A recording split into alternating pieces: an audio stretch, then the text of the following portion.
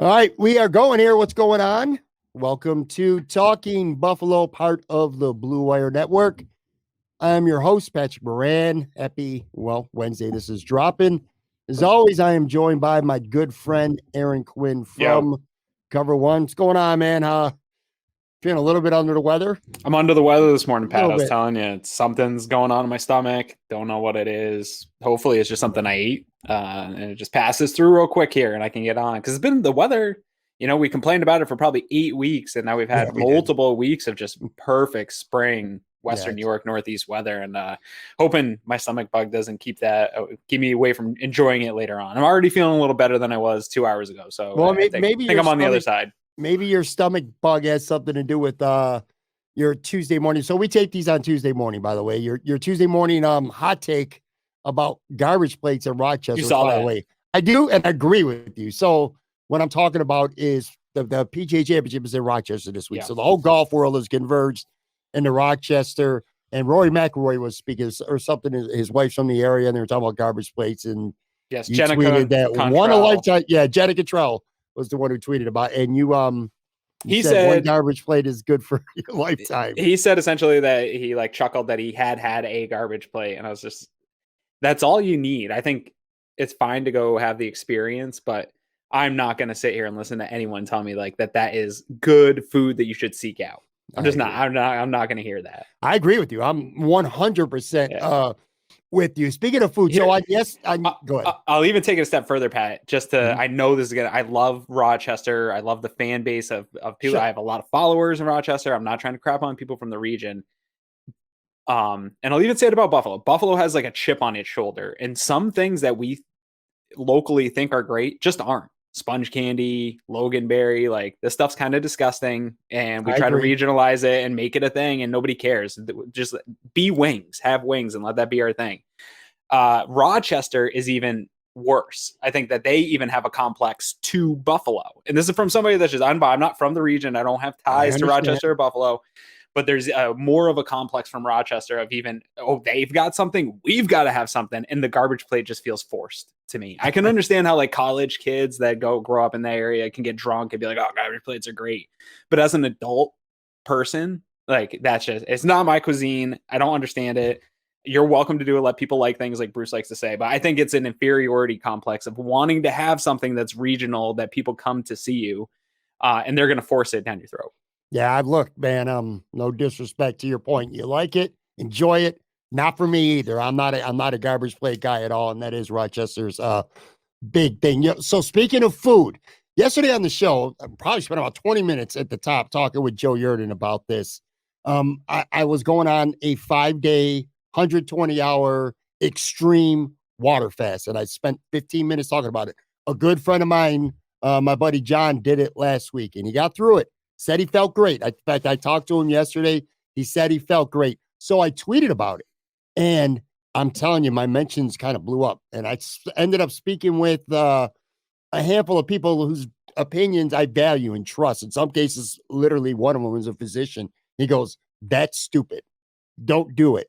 Um, it's it's a quick way to lose weight, but it's also could be potentially, at least for some people, at least anyway. Like when you fast for long periods, it's something you kind of got to ease into. You got to work your way into. You can't go cold turkey. You can't sit there and eat a half a pizza on Sunday night like I did, and then fast for 120 hours the next day. It's not healthy. Anyway, long story short, I cut. Some people were listening to my podcast there on Tuesday. They're like, really, you're done already? I am done already. I got some other things that I'm going to be working on, but Yeah. that extreme fast, it was just too much, man. I don't like to be, there's a lot of people on the internet that are going to tell you how to be healthy. Mhm. I'm never going to claim to know. I'm sure that I'm not in a lot of ways. I do know that stuff is probably overstated online about how healthy fasting is and who it's for. It's not for everybody. And I do think Mhm. people have to be careful. And I think the older you get, the more careful you have to be. The more unhealthy going into it, your lifestyle, the more careful you have to be. Sure. Anytime you do something like drastic to your body. Quit anything. If you quit coffee, if you've been drinking 2 cups of coffee, 3 cups of coffee for years and you just quit, you're going to have bodily reactions. Your body's going to react in ways you don't like. You're going to feel sick. Like you're going to have withdrawals. And the same thing happens with food, and your body's kind of seeking it out. And some of it's okay. And there's a healthy level of it, and it kicks in your ketones and it kicks in your different stuff. But is also an unhealthy level, and you can drop in key nutrients and minerals that your body needs. And so I saw a lot of the comments, and there was a lot of smart comments in there. People trying to tell you to drink water with electrolytes and things like that and try to keep those counts up. And I think a lot of people get into fasting and don't think about it. My only advice to you, Pat, if you're looking to like shed weight and do stuff, do a sugar detox. Like straight up cut out sugar, processed sugar out of your life for 30 days. You're going to shed a bunch of weight. Drink all the water that you're supposed to in place of the sugar, and you'll cut out a bunch of weight. You'll feel a lot healthier. But like right now, my wife and I, she's had some different symptoms, nothing big, but just minor symptoms that maybe is autoimmune related. So we're doing an elimination diet where you cut out grain, sugar, certain things, cheeses, dairy, and stuff like that. And it's hard, but that stuff does work. We're both going to shed a little bit of weight, and we're going to drink a lot of water. And I don't know if it's sustainable or not, but I would say start there where you're still giving your body nutrients. You're still eating healthy stuff, but you're cutting out the shit. It's the shit that's making you gain weight. I'll tell you right now, man. And there were 3 things. So the abundance of comments was the biggest thing, but also the other 2 reasons why I decided that this was a bad idea for me is I was starting to get, I lasted maybe 13 hours, 14 hours. And I was already starting to get a little bit of headaches, and I know what it was. It was caffeine withdrawals because of pop and coffee. I already know that. And the sugar probably has some withdrawal too. Yeah. And then also going into day 2, I drive a couple nights a week. I have a second job, and then like I'm going to feel weak and sluggish, and then I'm going to go driving 6 hours consecutively back-to-back nights. So I just decided that it wasn't for me. However, I am going to make some changes. I have to. Like I am going to do some, I'm going to at least try some intermittent fasting. Like, because here's my biggest problems. Pop is the number one thing. And I drink goddamn Diet Coke. I drink a ton of Diet Coke. So I am completely cutting that out. Coffee's not so bad because I don't use sugar in my coffee. If I do, it's zero sugar cream. Do you cream? Yeah. And if I do it's zero sugar creamer, or I'll use half and half with no sugar at all. So I don't really use sugar in there, but that cream's a killer though. It is. It for sure. It is. It's better than pop. That's always my thing. It's like it's better than pop. But anyway, yes, I need to drink more water. And the other thing is I could get through the days, man. I eat pretty good, like breakfast, lunch, maybe even in the dinner. It's always the nighttime. It's always 8, 9 o'clock where I fuck everything up for the day. Whether it's eating a half a package of ho-hos in one sitting, which I can't even hit my house anymore. But just bullshit, ice cream, stuff like that. I give it all back every night. Yep. I want to slim down a little bit. I want to drop some weight, but I also want to feel better. I'm a middle-aged dude. I have COPD. So when I get bloated, it's hard to breathe sometimes. And I know that's because of pop. Pop's like my biggest addiction. It's crazy, dude. I quit smoking 12 years ago, never looked back. Then I vaped for a while, and then I quit vaping 8, 9 years ago. I never looked back.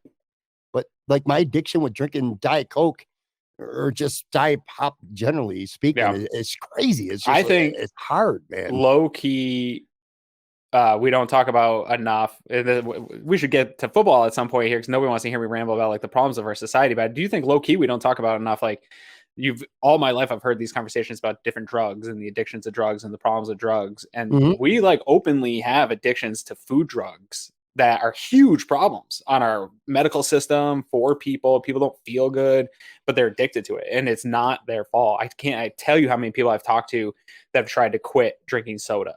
And I was a former cigarette smoker in my 20s. I quit super hard. So congratulations to you for that, Pat, because probably the best thing I've ever done in my life outside of marrying my wife and kids and all that. It's hard though. And I talk to people that try to quit soda. I never got addicted to it. It was never my thing, but I talk to people that do, and they honestly sound like cigarette smokers trying to get off of it. And I think it's an addiction that we force feed it to our kids, right? Like sugar is all over the place, and we're okay with it. And it is really unhealthy. Every study that comes out, like there really is no benefit to processed sugar in our lives. It is only a negative thing, but it tastes so good. And I'm the same way, dude. When it's in my house, I got kids. Like there's holidays every 3 months that is just loading sugar into my house, and it's everywhere. And it's hard to not. You're right. At night, I eat healthy meals, but it's that nighttime snacking where it's like, hey, there's some Oreos. Let me just grab a whole sleeve and pound them down. you gotta understand what your weaknesses are Yeah. and then try to avoid them. In my case, I just don't have willpower. If I have a 2 liter Diet Coke in my fridge, it's getting drank. If I have a package of ice cream sandwiches in the freezer, I'm gonna eat them. It's Yeah. as simple as that. I can't not eat them. Just And don't luckily, don't go too hard on yourself for too long of a time. Sure. A 30-day reset's fine. Yeah. But anyone that's like, I have some friends that just take it too far. They won't let anything enter their body that isn't like a clean food, no processed food. I'll never be that Bro, way. you only get one trip around this planet, and have some freaking ice cream. Enjoy yourself. You know I- what I mean, dude? I agree. The one thing though, I'm going to try to cut out for good is pop, and I need to Yeah. drink more water for sure. That's the one thing that I want to be more than anything else. If one thing comes out of this to be sustainable, is that I start drinking more water and no pop. And just that alone, I think would You make will me feel a little better. bit healthier. Yeah, Sure. absolutely. All right, so we're gonna get into some Bills talk in just a few minutes here, but one of the things we like to do on this podcast is we always talk about music. We always find a way to talk about that shit. And 9 out of 10 times, it's stuff that we like. I decided to kind of flip it up and do something a little bit different this week. I asked Aaron and I gave him kind of a homework assignment. I wanted to come up from time to time. We do the TV power rankings, and today we're both power ranking our top 10 least favorite songs of all time. Again, we always talk about songs that we love. Today, I wanted to focus on songs that we don't. I'm going to pull up a graphic, and Aaron, your list will go first. You can go through them. If you're watching this on the video side, you'll be able to see it. If you're listening on the audio side, Aaron will he'll go through them for you. But anyway, this is Aaron's top 10 worst songs ever. Now, one thing too, before you get into these, tomorrow you're going to hear a song and be like, oh my God, I can't believe I didn't put that in my top 10. I freaking hate that song. I know I'm going to as well. But as of the time when we felt, in the mood to come up with 10. Through the weekend.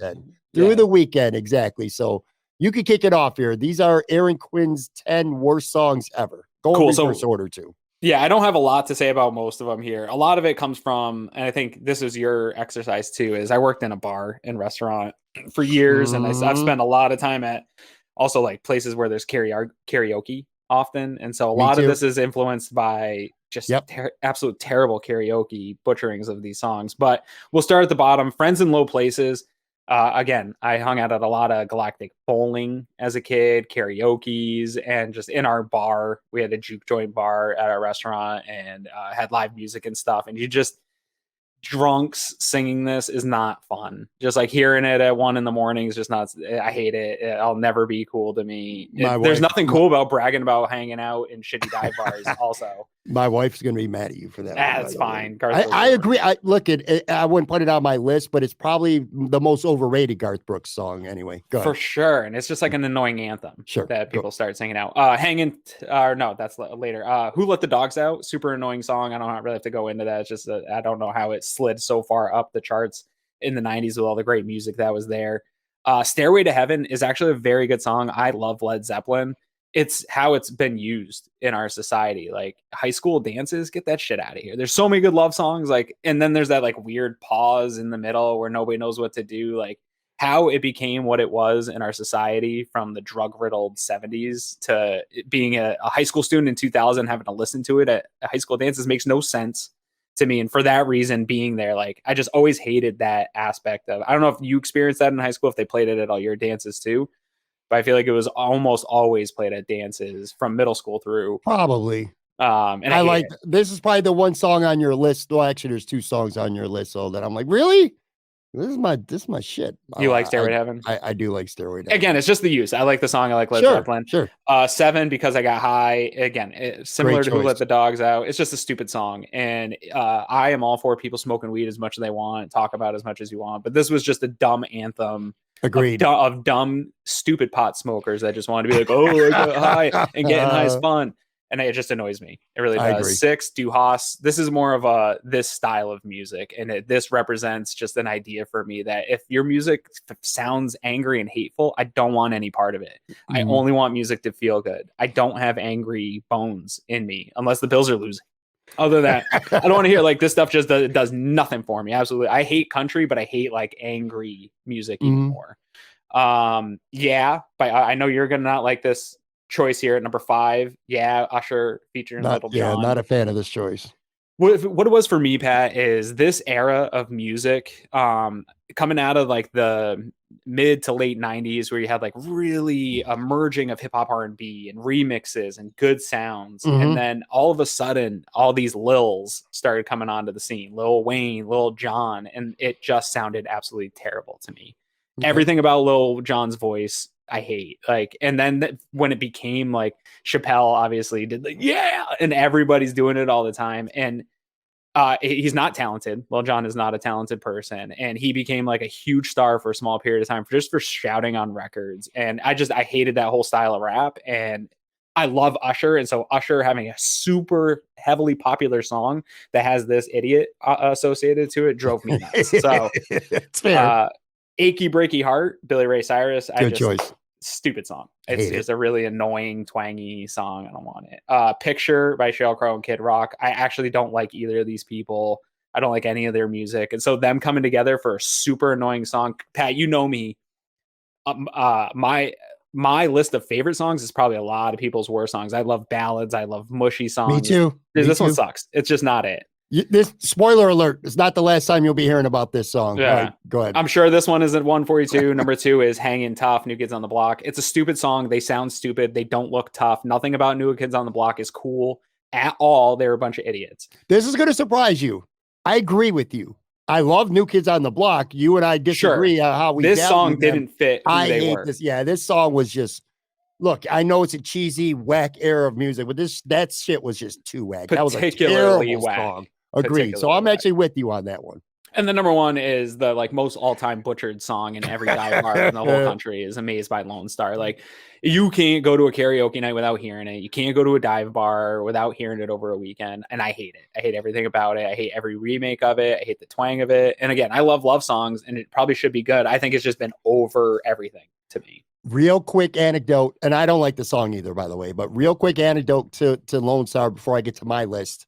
My wife, when I first met her, was a singer, and she performed at Dumb Tire Park, Taste of Country, some contest there. Anyway, long story short, she recorded in Nashville before, and the person that wrote songs for her and she recorded with was Keach Rainwater's mother. Keach Rainwater is the drummer for Lone Star. And the year where my wife performed at, it was Dunn Tire Park at the time, the Taste of Country. There was some kind of local contest. Anyway, Lone Star actually came out. The drummer came out and was doing the sound check and stuff with her. So kind of had that connection to Lone Star. Long story short, I agree. I'm not a fan of that song. And there were a couple Lone Star songs I liked. That one was not one of them. But yeah, little Moran family connection though to I like it. Your wife's gonna hate my list then. No, well, I think she's gonna she'll hate that you had any Garth Brooks song on there, and I'm gonna show her this too. She's like the biggest Garth Brooks fan in the world, but that is an overrated song. Like, there's Garth Brooks has a lot of good music. That is not one of his good songs. So anyway, all right. So that was Aaron's list. Let's get to mine here. I'm gonna start at number 10. Sweet Home Alabama. I have the Kid Rock version written down. I hate that. I'm also not that big of a fan of the original Leonard Skinner version either. I'm just going to be completely honest with you. But I just, to your point, I don't like Kid Rock. I think he's one of the most overrated artists out there. I hate even calling him an artist. I don't think he's got much talent at all. I got a couple songs in my list that are older than yours. I think maybe the age gap might show a little bit. Number 9, We Are Family. You hear it at every goddamn wedding by Sister Sledge. Not really much to add. An old song. I don't like it. It's annoying to listen to. It's annoying to watch people at a wedding dance to that song. We're being haters, by the way, here. So this is what it is, right? Worst songs. Yeah. Number 8. Now, listen, man, I don't hate country music, modern country. There's a lot of country that I do enjoy, but some of the most mainstream popular country songs I can't stand. And one of them I have number at 8 here, Cruise by Florida Georgia Line. I just hate the way the guy sounds when he sings. I hate the lyrics. I just think it's really corny. I particularly hate this group. I've heard them like 3 or 4 times. And just stay in your lane. Agreed. Like, make some country music. Yeah. I living in Florida for 5 years. I mean, they're popular all over, but they're really popular in Florida. I hate that group. I think they suck. Number 7. This one, man. I don't. Shiny Happy People. I can see why people would like this song. It just, I don't know. It just, maybe it's because, to your point, I bartended for a long time. Restaurants, been around a lot of karaoke, the jukebox, and this is a song that people just singing an annoying loudness to me. I don't know. It's such I a didn't get this song. 90s vibe for me as a 90s kid that there's a couple on here, but this one to me stood out. Yeah. All right. Well, that's 7. 6, I got All Star by Smash Mouth. Just, hey, now you're a rock star. Yeah. Stupid song. I hate it. Yeah, it is.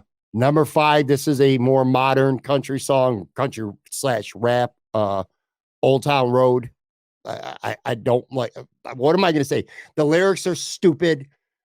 I was going to start singing them, but then I would sound like a complete moron, so I'm not going to do it. And it sucks because it's catchy and it'll get stuck in your head. It is, but I don't want it to be stuck in my head because I don't like it. Yo, I got little kids right now, and there's like the kids pop version of all these songs and stuff. And that this Lil Nas X one, not anymore. My kids have like worn it out. But when kids, I think you know this, when kids get, your kid didn't have a access to like an Amazon Echo. My kids can just say, play this song, and it plays on repeat all day. And they played this thing on repeat for months, dude. It is a terrible song. I hate it. Yeah, I absolutely hate it. Number 4, Love Shack by the B-52s. Probably, well, there's 2 karaoke songs that I heard a lot through the years that really annoyed me. And this one is the second worst one. The worst one, which is number 3 on my list, Paradise by the Dashboard Light by Meatloaf. I hate you. Its song goes, you like the song? It goes on forever. Rest in peace, man. Meatloaf, man. Well, I'm sorry he's dead, but it doesn't make his song any good, man. I hate this song. I really do. It's my least favorite karaoke song. It is a long song. Yeah, ever. Number 2, look, I'm not anti-feminist whatsoever, but I Will Survive by Gloria Gaynor. God, there's so many better songs from that era, that disco era, than this song. Yeah. And this song is always played, and it's always at the forefront of everything. And again, another wedding song. I just, I hate it. I hate when it's used as like, again, I'm not going to say I'm the most feminist guy ever, but like, if you knew my lifestyle in my house, I'm very much in support of women. But me to me, the one that annoys me about this song is the girls that are like from breakups and like empowering themselves from a breakup with a man. Like, I'm going to get over this. There's probably better songs for that. There's a million better female empowerment songs than this one. That's all I'm saying, man. I agree. I hate that song. And then number 1, the one song that we actually agreed with, this is number 1 on my list, probably my least favorite song ever, Pitcher by Sheryl Crow and Kid Rock. I agree with you. I cannot stand Kid Rock. I think he sucks. I actually saw him in concert. Yeah. I saw him in concert at Darien Lake one time, and that was just about party. And the show sucked. It was stupid. And I don't hate Sheryl Crow, but I think Sheryl Crow was very overrated during that era. Yeah, we just talked about this last week. I didn't really bring her up last week, but she went into the Rock and Roll Hall of Fame last week, or was named an inductee. I don't like that. I don't agree with it. I think Cyndi Lauper should have been the female kind of pop star to go in this year. And anyway, just everything about that song, the slow, boring pace of it, the lyrics. How long was that on the Billboard charts too? I feel like it was all over the radio. It was a very popular song. And I know there's going to be a lot of people out there, mainly rednecks probably, that are going to be pissed off at both of us for having this in our, list. I hate this song with such a passion. And it bothers me. You put this on at a jukebox, Aaron, we could go to any bar with people there. And if you put this on the jukebox, there's going to be a good amount of people who are singing along word for word with it. Absolutely cannot stand that song, man. Oh, gets to me a little bit. Anyway, so are you looking it up? I am trying to look it up here. It was peaked at number 4 in April 2003. Peaked on the country at number 21. So, yeah. Yeah, whatever. Maybe not as hot as I thought, but I remember that thing being all over the radio. Again, I do think anytime we talk music, Pat, anytime I talk music, I'm for sure going to piss off the South. I'm for sure going to piss off a bunch of angry folks. Like, country is very popular, and I just don't get it. And so is like the angry stuff that I talked about, like that angry music. I just don't get it. I'm really, I like the style that I find. I'm like very much hip hop, R&B, EDM, electronic music. I like some like rock and roll and classic rock and some of the jam band stuff too. Like I've got other tastes, but those spectrums, like the super twangy, the super angry. I just need a mellow vibe, dude. I'm telling you, I think I could sell you if I've really tried hard. I think I could sell you some on modern country music because some of it, there's a lot of good ballads. I'm If you listen generalizing, to 'em, right? yeah, I mean, we all do that with music. I'm sure there's even some angry music that you actually like Sure. a little bit here and there, but Sure. country music has grown on me. I used to hate country music, but I'm It- not all in now, but I'm more in than I was before. And I realize there's a lot of good slow songs, ballads, country ballads. Like I would get into songs now that for country fans, they're 10 years old, and I'm just discovering Here's some the of them right now. Here's the thing that I always come back to about that. I agree. Some Mhm. of my favorite love songs growing up were country songs Mm-hmm. that were converted by R&B artists, R&B songs, and the R&B versions are better. Like Yeah. it like go look at the ones Brian McKnight I ripped was off gonna, from I thought country of him music. instantly, Brian McKnight. Yeah. All for One did it in the 90s. Like those were originally country songs that they Mhm. converted into an R&B song, and they had major success, and it just sounded better. Look what Whitney Houston did with "I Will Always Love You." She took Dolly Parton's song. I mean, it's one of the most iconic hits ever. All right, let's take a quick break. Come back, and we're gonna put AFC teams into tiers. Be right back.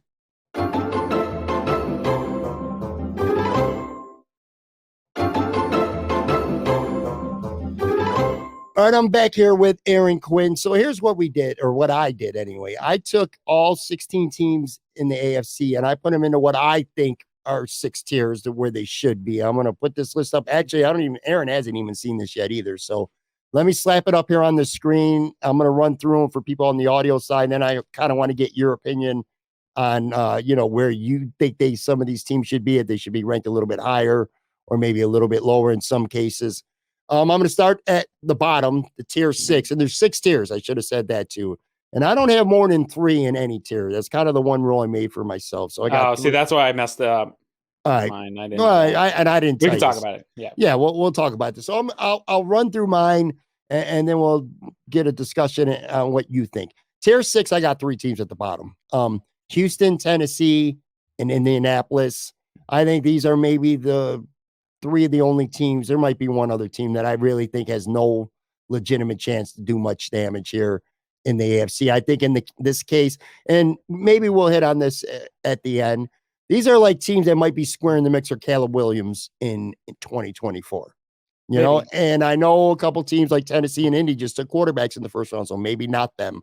Or I'm sorry, Houston. Yeah, Houston and Indianapolis. And Tennessee took one in the second round too. Yeah. So that might be an interesting thing how it plays out. But anyway, I'm not going to really discuss that much. Houston, Tennessee, and Indianapolis is in my bottom tier. Tier 5, I got New England, Pittsburgh, and Vegas. New England and Pittsburgh, I kind of feel like are the same type of teams, competitive, but I don't think they're really that dangerous. Vegas, I honestly could have put Vegas in that 6th tier. I think they're in a tough division. I'm not a fan of that team. There's a lot of holes on that roster. Tier 4, I got Cleveland and Denver. I think Cleveland could be a real sleeper team this year. If Deshaun Watson's just decent, they can run the football, pretty good offensive line. And just got Zadarius Smith. Yep. They just traded for Smith. I think they got a pretty good defense. That AFC North could be sneaky packed this year, I think. Yeah. And then I got Denver in tier 4. I just don't know what to make of them. They sucked last year. Sean Payton will help them. How much remains to be seen. Tier 3, spelled the name wrong on the graphic. As I'm That's looking all at right. it now. Jacksonville and Baltimore, I got in tier 3. I think Jacksonville's the clear favorite in a very weak division, so that's why I would have them up that high. Plus, I think they got a pretty good team. Baltimore's got the Lamar Jackson situation is no longer hanging over their head. They added 2 really good receivers, one through free agency, one in the first round of the draft. So I think Baltimore could be right there. Then tier 2, I got Miami, the New York Jets, and the Los Angeles Chargers. All 3 of them there. I'll get your take on those in a minute. And then tier 1, no surprise. I guess it would be, if there was a surprise, it would be maybe some people might only have Kansas City or Kansas City, Cincinnati in tier 1. I still got all 3 of them. I think they're interchangeable. And I think on any given week, any of these teams could be the best team in the AFC. I'm talking about, of course, Kansas City, Cincinnati, and Buffalo. What are your thoughts? So the only differences really I have here, we were the same on the bottom tier. I only had 5 tiers because I didn't know the 3 tier per team. But the way I was looking at it was I had the same on my bottom tier, Texans, Titans, Colts, My tier 4, my second bottom tier was also Patriots, Raiders, but I had the Broncos down there with them. I don't believe in Russ, and I don't actually know that I believe in Sean Payton, to be honest. Okay, sure. That's very fair. Sure. And my tier 3 is Baltimore Ravens, Jacksonville Jaguars, the Browns, and the Steelers. And I agree with you on the Browns. I think that they should be maybe in this conversation. And I agree with your points on the NFC North. And I'm big right now on the Steelers. I think they finished the season strong. I liked what we saw to Kenny Pickett. You're going to get back a healthy TJ Watt. Like, that defense is still good. They seem to always just plug in guys and be annoyingly kind of nipping at everybody's heels all the time. So I'm not going to count them out until they are out. And then I do have it clearly defined that tier 2 is Miami and the New York Jets. And I honestly, like, some of these tier 3 teams, I'm not sure how far off of those teams they are. But then I do think there's a clear line of KC, Cincy, and the Bills up at the top. And I agree with your point. I do think there's probably people that would just put KC standalone at the top. And I can hear those arguments if you want to make them. But I would counter it with, last year, and I forget who it was, tweeted out, one of the former PFF guys. I'll have to find it and let you know so you can put it in show notes or something. But he tweeted out that, with every major statistic and analytic, until Von Miller went down, the Bills were the best team. And they had beaten Kansas City, right? Like, they've done it in the regular season. I think that there's real good arguments either way on Cincinnati or Buffalo. We haven't really seen that play out in the regular season, but I don't think it's a slam dunk. That those teams are right there in the mix. And if you play 10 out of 10 time series, I think you split most of them with both these teams. Like, that's how close I think it is. So I liked your tiers for the most part. If I probably had to do it to your more confined to 3 teams, it would probably look more similar to yours. I just bunched up that. I really think that there's that group in the middle: Ravens, Chargers, Jags, Browns, Steelers, where that to me seems like an even race right now on paper. If Pittsburgh is as good as you think they could be, which is very, very possible, and if Cleveland, who I have in tier 4, if they're competitive and good, and I have every reason to think they could be, I think that AFC North this year could be, like, really good, because you have Baltimore, who's, I mean, I would be really surprised, provided, of course, Lamar Jackson could stay healthy, which could be an issue. If he stays healthy, Baltimore's right there. And of course, you got Cincinnati, which, again, on any given day, I can consider Cincinnati the best team in this conference, from top to bottom. I mean, they got a really good football team. So you got Cincy, you got Baltimore, you got Cleveland, you got Pittsburgh.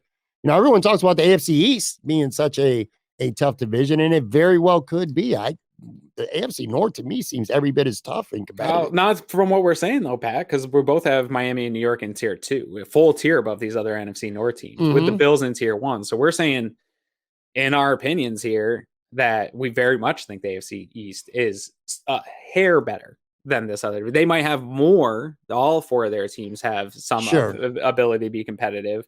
The Patriots roster is interesting. There's that Mac Jones, right? Like, that's the problem there, is that QB is by far the worst of what we're talking about here, and nobody believes in that. So maybe if they could get some decent quarterback play, they could be annoying. The problem for Bills fans and even Cincinnati fans right now is, when you look at our list, I don't think that our lists are unreasonable. I don't agree with making record predictions this time of year or anything like that. I agree. These are the top teams, and you're going to have a real logjam if you don't win your division for those extra wildcard spots in the playoffs. If one of these divisions doesn't beat up on each other in the way people think they will, you could have multiple teams from the AFC East, multiple teams from the NFC North, and you're going to be fighting for those spots. So I think, we've talked about having to win the division many years in a row, and I do believe it's important. I think you want to win the 1 seed, all that stuff, but it might be more important than ever this year to make sure you're locking up that 1 seed, so you're not competing with these other tier 2 and 3 teams that we believe are really good going into the end of the season, because you could end up jockeying out of place with some of these teams. By the way, shout out Howard Simon. He was on WGR on Tuesday morning. He was actually in studio for his Pick the Bills segment. He did pick the Bills to go 12-5. Let me ask you this question. So we look at this list of all these tiers in the AFC. If you had to say right now, and this is so ridiculously unfair to ask you this in May, but I'm going to do it anyway. You look at all these teams in the AFC. Who do you think has the biggest potential to be last year's Denver Bronco? A team that we thought would be good. that really underperformed and underwhelmed pretty much across the board. Now, I might look at this and say Denver might repeat itself and be that same team again this year, but it's tough because I feel like this is for the most part a pretty loaded conference. But do you see a team that you look at and you're like, a lot of people are high on this team and they very well could be good, but I could also easily see this team being, like I said, last year's Denver Broncos, where they just really underperformed? Yeah, to me, it's the two AFC East teams, Miami and the Jets. I think the Jets probably have the more likelihood where you can see ways where it would go south. Aaron Rodgers, while a huge improvement over Zach Wilson, he is aging. He does come with some baggage, whether it's perceived or not, in terms of his persona and how he deals with the media. And there's questions about how all of this is going to work. So you can see that sort of just not working. And people have warned, Aaron Schatz of Football Outsiders has warned, like, the sustainability of the Jets' health on the defensive side of the ball that historically is not held up. So he's not expecting them to be able to stay as healthy throughout the entire season with that talented defense, which should in turn impact what they're able to do for performance from that defense that we saw last year. So those things sort of line up to saying, hey, they could probably fall flat from the national buzz and really be maybe struggling to get that last playoff spot. In Miami, obviously there's questions about Tua's health. My thing with Miami is I've come a little bit off of my stance on Mike McDaniel. He's a much smarter offensive mind than I gave him credit for when he came. He really is. I think a lot of people get labeled that, and they're not. They just rode coattails of really good offenses. He does some real genius stuff with the offensive side of the ball. I still don't believe in him necessarily as a head coach of an organization that's going to be the right head coach to do the things that they need him to do. So I could see that being, again, kind of this season where it's a very explosive offense, a lot of fun. Everybody's talking about it. They just don't have all the pieces to put it together, and it falls flat of expectation. I tend to agree with you. I think the Jets, they could go either way. They're an enigma to me this year because of Aaron Rodgers. I think they have a very good roster, not counting, before they had Aaron Rodgers. I thought the Jets were a good team who just needed competent quarterback play, which I think Aaron Rodgers could provide. But you could look at it from him being old and going to a new team like Russell Wilson did last year and kind of getting those same results. Russell Wilson, yeah, got Nate Hackett again involved. Russ Wilson did not lack weapons last year. That's for damn sure. There's plenty of them in Denver. And they had a good defense. Yeah, right? And they had a good defense. And kind of feel the same way about the Jets. Jets got a good defense. They got Garrett Wilson. They got Lazard. They got Breece Hall coming back. They got plenty of weapons on offense. So you can look at it as like maybe it takes Aaron Rodgers. Maybe he just doesn't have it anymore. Or maybe it takes them time to build up that continuity. I will say, though, if you're a Jets fan and you're looking for optimism, I did hear a stat. In fact, just yesterday, where I heard, and I didn't think of this, but the Rams with Matt Stafford, they won their Super Bowl the first year when Stafford was their quarterback, and the Tampa Bay Buccaneers won the Super Bowl Tom Brady's first year as their quarterback. So Aaron Rodgers going to the Jets and the Jets winning the Super Bowl, a quarterback with a new team, it would not be unprecedented at all. I don't buy him. In Miami, to your point, they're so dependent on Tua, just like the Bills are on Josh Allen as well. If Josh Allen doesn't go down or if he struggles, then the Bills could be in trouble. But I don't know, man. And then the other team that I think is the Chargers. It's just something about this team that just seem like they should always be better than they are. But I know injuries have been a huge factor the last couple of years. But like Justin Herbert on paper is one of the better quarterbacks in the NFL. They always find ways to lose, though, ain't it? Nobody believes in Brandon Staley, right? Yeah. Man, I don't know. I don't know. So anyway, we'll see how that plays out quickly before we get to our fill in the blank thing to end our show here. Positional group. So I talked a little bit about this with Joe Yurden. Somebody, I can't remember, one of the mainstream outlets was talking about each team going through and asking, what is your weakest positional group right now? Sure. What do you think right now at this time is the Bills' weakest positional group? Because I wanted to say linebacker, but then I'm like, all right, yeah, they might have a hole right now at middle linebacker, but they only play two, and your other linebacker is literally a first-team All-Pro. So how much of a positional weakness is that when one of your two linebackers is one of the best linebackers in the NFL? I don't know. What do you think? Well, I mean, it's tough because if you're going to say something about like offensive line or tackle, then you have to also associate, we have Deion Dawkins, but Spencer Brown's not super great, right? Like that conversation still exists for some of the other positions that we'd be talking about. But what was the point you were going to make? I was going to say that I don't think this is taking a homeristic point of view when you look at the Bills roster, and it's really hard to find a true weakness. We don't need to discuss quarterback. Running back's got plenty of upside. Wide receiver, you got one of the best receivers in the NFL, and I still like Gabe Davis. And they got better depth there now. Defensive tackle, I had Puna Jones. Like I said, linebacker only played two of them. I love the secondary, at least maybe not for the future at safety, but I certainly love it this year. There's not really positions that are very weak on the Bills right now. I mean, again, maybe some might be a little more stronger than others. I probably would say the offensive line, but I don't necessarily think the offensive line is a weak spot.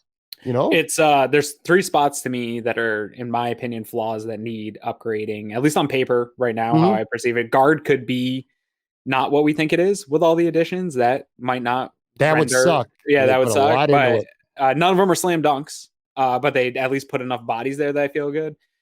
Spencer Brown, I'm not going to stop talking about it. To me, that's a weakness until I see it from him that he's more consistent. To have that only as your starter with no true competition for him feels like a flaw in your roster. Maybe the missing thing that you have. I agree with you. The linebacker is probably in this conversation, but because you have, like you said, Milano there, but more to me, it's the depth and competition maybe isn't as high end ceiling as Spencer Brown can be, but at least they have a real competition at that position. We're going to see some iron sharpens iron and guys getting better this offseason and pushing at that spot. And so I'm hoping that that brings out a better result for that position that we're going to get at right tackle. The other sneaky one would be not knowing the return timeline for Von Miller would be the edge position in that you have Greg Rousseau, who I think is a high level talent, but then you have really a bunch of probably subpar, below average rotational edge rushers. And that's fine when you have Von Miller. It's not great when you don't. And I don't know how long that's going to be. So there's that's kind of a sneaky hole, in my opinion, that's kind of sitting out there with a lot of unknown around it. We'll talk about it in future weeks, but without question, Spencer Brown becoming a good tackle, Terrell Bernard surprising with a lot of people, especially me, and being a good middle linebacker would be a nice addition. And then I'd say maybe Boogie Basham or AJ Epinesa, either one of those guys really stepping up and having the kind of year that you hope that a second round pick could have. Those would be big additions. All right, so we're going to finish with our weekly fill in the blank segment. I read off 4 questions to Aaron, just life stuff, pop culture stuff, and he'll give us his answer. Let's start. Here we go. A movie that makes me cry every time I see it is blank. I got 2 here. One, because it's a Christmas movie, Klaus. It's an animated Christmas movie. That. It touches my heart and warms me up every single time I watch it. It's a great movie. If you haven't seen it, watch it with your whole family. Fantastic story. The other one is Eternal Sunshine of the Spotless Mind with Jim Carrey. That's Jim Carrey. Yeah. Yeah. Have you ever seen that one? I have. I've watched it. It's maybe like the 3rd or 4th most watched movie that I've ever seen. And I used to go with a buddy of mine and we would watch it at this little local indie theater in our town. And the story behind it, like it really, the perspective, right? Like sometimes you think you want to forget something or you don't want something in your life. And then like the way the cinematography of how they saw him, like losing those memories. And like, I watched it at a really young age and it gave me a lot of perspective of like, hey, even when things seem bad in the moment, like you want to hold on to that. So that is all the stuff life's made up of. And it just hits me in the feelings, even talking about it. Just no movie had like more of a philosophical, like, wow, breakthrough for me than that one. Sure. I'm going to tell you right now too. I don't know if I've talked about this before, at least not to you. I'm a big crier, dude. I cry I can see so often at movies. I'm a very emotional dude, wear my heart on my sleeve, constantly cry at movies, happy cries, sad cries, TV shows as well, but we're talking movies here. I've talked about this movie a million times because it's probably my favorite movie or one of them of all time. It's not a sad movie, but Rocky 3, because when Mickey dies in Rocky 3, I swear to you, dude, if we put it on right now and put it on this screen, I probably would start shedding a tear or two when he cries. Rocky's reaction and Paulie and everybody in the locker room, and this is after the first Clubber Lang fight. And by the way, I'm giving a spoiler away. The movie's from 1982, so I feel like I could give a spoiler away at this point. But yeah, man, Mickey dying each and every single time I watch Rocky 3, which again, I watch it mainly for inspiration. I love the movie. I love the action. The first 2 Rocky movies felt a little bit old school, which they were, whereas Rocky 3 kind of felt a little more modern with the times in the 80s. But anyway, yeah, when Mickey dies, dude, I lose it every every single time. All right, here we go. An underrated actor or actress is, and I'm sure there's lots of choices, but there's a ton of choices, and I think this will be like the music thing. Is as soon as I get off here, I'm going to see some clip or something like, oh, that's the guy I should have picked. For me, it's Dominic West. Do you know the name Dominic West? It sounds familiar. Did you ever see The Wire? Yes, McNulty. From The Wire. Oh my God. Yeah. Now you say that. Hell yeah. I knew the guy's face. Yes. I know his face real well, but the name, I didn't put the name to it. Yeah. He also Showtime showed The Affair, which I watched really. I watched it. Love it. His role. I love the early seasons. Yes, the way they wrote that. It kind of dropped a little bit, but yeah. The perspectives of how they're anyway. The first season was really good. And he was in The Wedding Singer.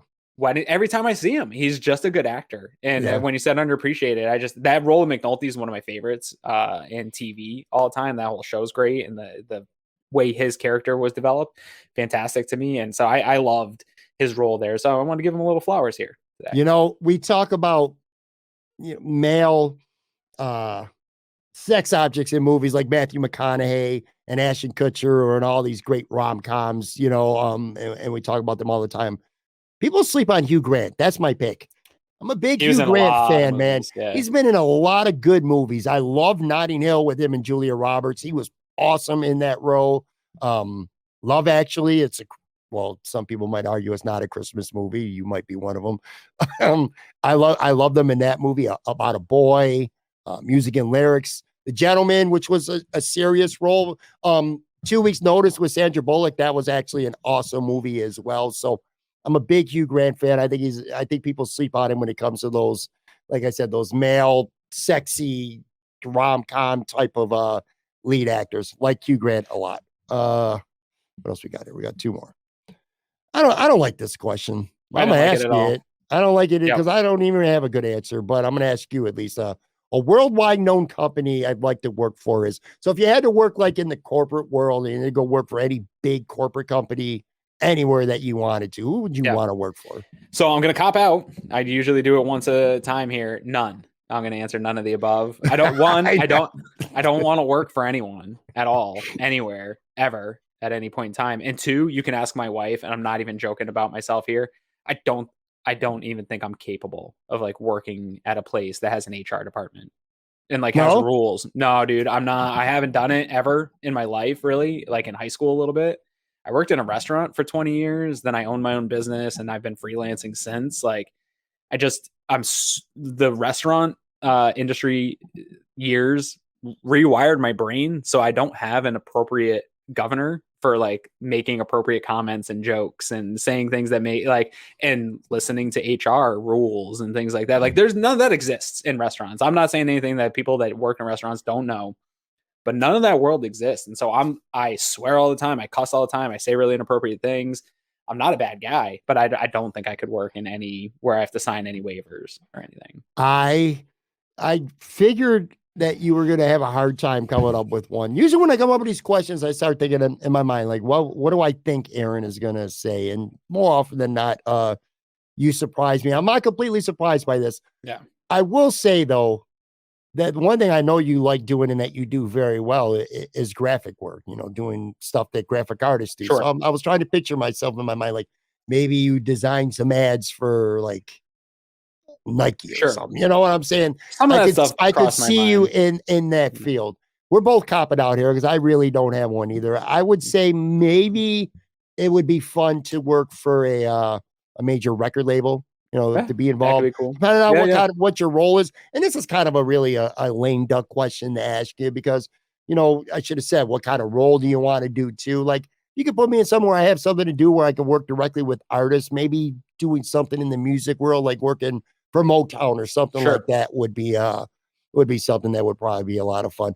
All right. Last question here. Then we'll get out. The best thing about my teenage years was, for me, Pat, it unfortunately to my high school education and how much I was able to get out of that, it was all about girls and flirting and dating and love songs and dances and all that stuff, man. I like talking to girls on the phone. I like going out with like that new love feeling, even breaking up and going through all that, like all of that process of being just like a young crazed hormonal kid. It just was so much fun. And I hope that people get to experience that. Yeah. And, sound a little bit old and maybe a little bit cliche and corny here, but for me, it's just, it was the friendships from high school or being a teenager. You know what I mean? A lot of friends that I became friends with when I was a teenager, I still seek out to this day. A couple of weeks ago, I talked about having a birthday party. And it meant a lot to me that people that I went to school with some 30 years ago or so met out for my birthday at the bar, and we had a really good time. But yeah, I look back and I'm like, you hung out so much, you hung out more often with people and you did more things with people in person. Whereas these teenagers now, my kids and where your kids are heading when they get older, they're going to do a lot of stuff online, interactive things like that, which is fun and it's cool too, but it's not quite the same as getting outside and playing football in the street and playing floor hockey in the street. So by the way, next week, I found this perfect meme, but I'm saving it for next week, a conversation about parenting and the gap with your kids right now and my kids who ain't kids no more. And it kind of got me thinking about something that would be interesting to talk about. We'll do that next week. Yeah. Kids are weird now. Yeah, they're super weird. Yeah. That's true. All right. Make sure you give. Oh, by the way, too, check out Locked On Bills, Joe Marino this week. He's doing this series on 10 most important players to feature the Buffalo Bills. He had 10 guys. I was lucky enough to be one of them on his panel. We did these video segments. Your partner, Greg Thompson over at Cover One is on there. Anthony Barasco was on there as well. So make sure you go check that out. Make sure you follow Aaron on Twitter at Aaron Quinn 716 and check out his show. You know what? Not just even him and Greg. Go to the Cover One channel on YouTube. Pretty much putting out a show every single day. Bangers out there, man. Appreciate it, man. Yeah, thanks, brother. Take care, man. Appreciate you, man. All right, guys. We'll be back with a new show on Friday. Take care.